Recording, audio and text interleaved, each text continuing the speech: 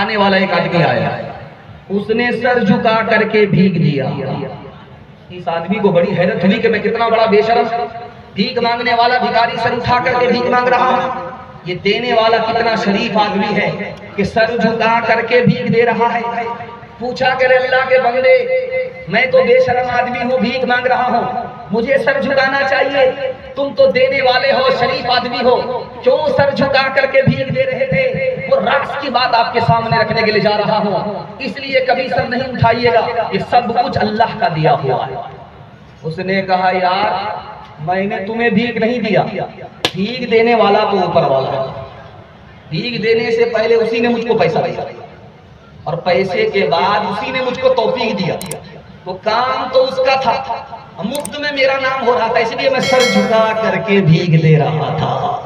کس سے سیکھے خان جی ایسی انوکھی دان، کس سے سیکھے خان جی ایسی انوکھی دان، دام گرا سے دیوت ہو، دام گرا سے دیوت ہو، نیچے راکھوں نے، نیچے راکھوں نے، دینے والا دیوت، دیوت ہے دن رے، لوگ بھرم مجھ پر کرے، لوگ بھرم مجھ پر کرے، یہاں سے نیچے نہیں، یہاں سے نیچے نہیں، کرو یاد وعدہ جو رب سے کیا تھا، اسے اپنا معبود سب نے کہا تھا، مگر آ کے دنیا میں بھولا ہے انسان، نہ کچھ یاد اس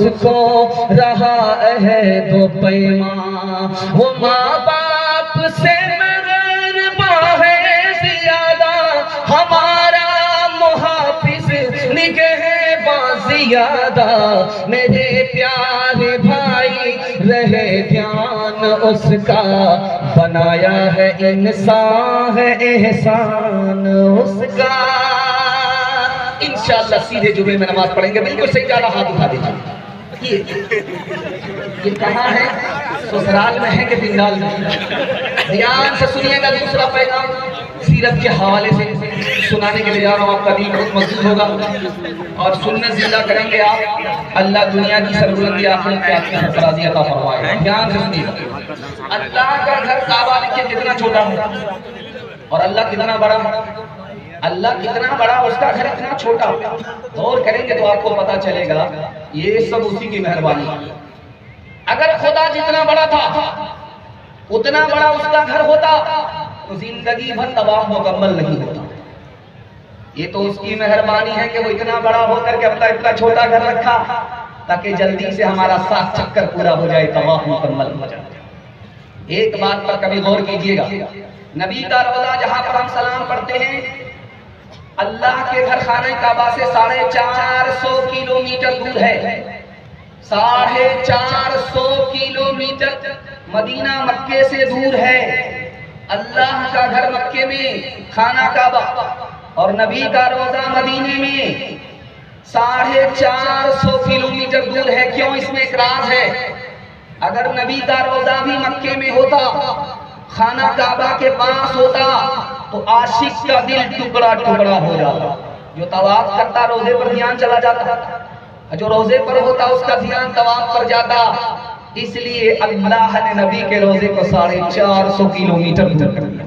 ایک خاص بات جس کے لیے میں نے یہ پیغام اٹھایا ہے وہ میں آپ کو سنانے کے لیے جا رہا ہوں، اللہ آپ کے علم میں اضافہ فرمائے، میرے مطالعہ کو عطا فرمائے۔ دھیان سے سنیے، اللہ کا گھر مکے میں ہے، خانہ کعبہ اللہ کا گھر ہے، صحابہ نے مکہ کو چھوڑ دیا، اللہ کے گھر کو چھوڑ دیا، مدینے میں جا کر رہے، مکہ فتح بھی ہو گیا، پھر بھی مکے میں نہیں رہے، اللہ کے گھر کو کیوں چھوڑا؟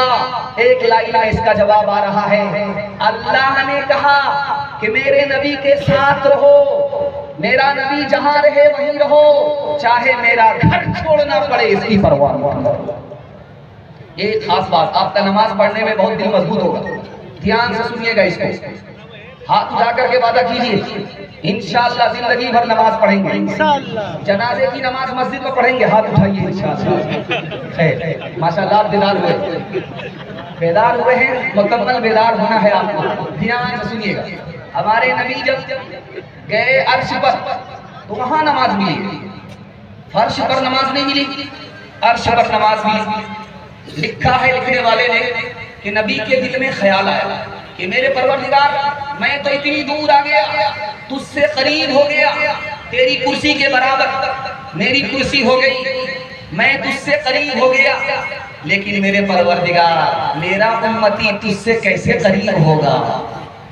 ابھی نبی کے دل میں خیال آیا تھا، اللہ نے نماز کا تحفہ دے دیا کہ تمہارا امتی سجدے کی حالت میں ہوگا، خدا سے قریب ہو جائے گا. انشاءاللہ سجدے سے اپنے خدا کو راضی کریں گے. ہاتھ اٹھائیے انشاءاللہ. مایوس نظر آتے ہیں مسجد کے منارے، آتا ہی نہیں کوئی مؤذن کے پکارے، ممبر بھی خاموش تو محراب ہے سنسان، ہم کیسے مسلمان ہیں، ہم کیسے مسلمان، ہم صرف ہی سنتے ہیں مسجد کی اذانیں، ہوتی ہی نہیں ہم سے ادا 5 نمازیں، آباد ہی رہے مکہ اور مسجد ویران، ہم کیسے مسلمان ہیں، ہم کیسے مسلمان.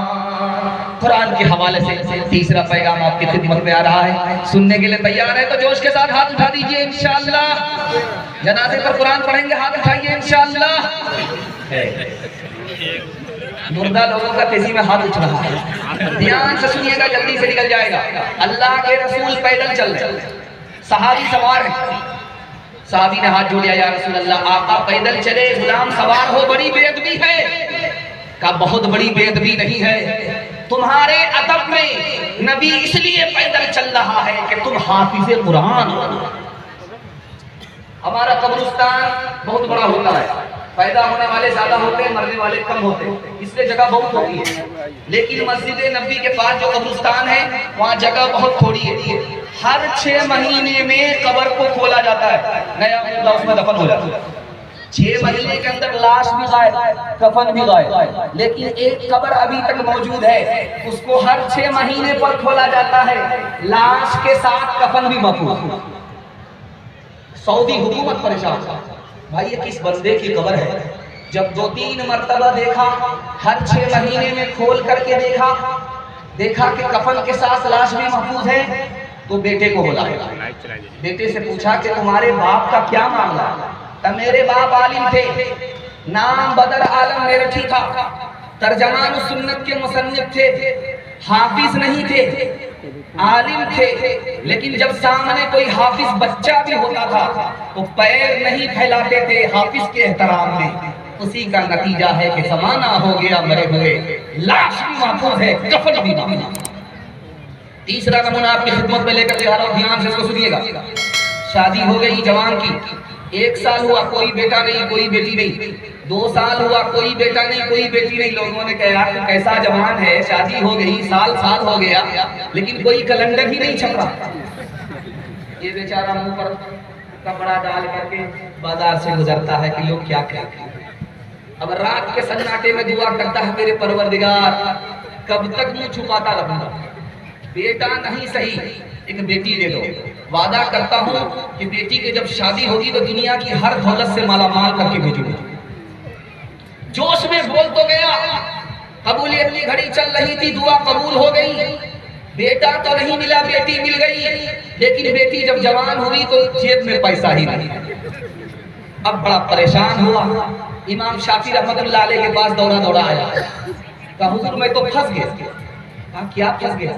کہا میرے پاس تو کوئی دولت ہی نہیں ہے، میں نے اللہ سے وعدہ کر لیا تھا کہ بیٹی کو مالا مال کر دوں گا، ہر دولت سے مالا مال کر کے سسرال بھیجوں گا، میرے پاس تو کوئی دولت ہی نہیں. ارے بے وقوف آدمی، دنیا کی سب سے بڑی دولت تمہارے پاس موجود ہے.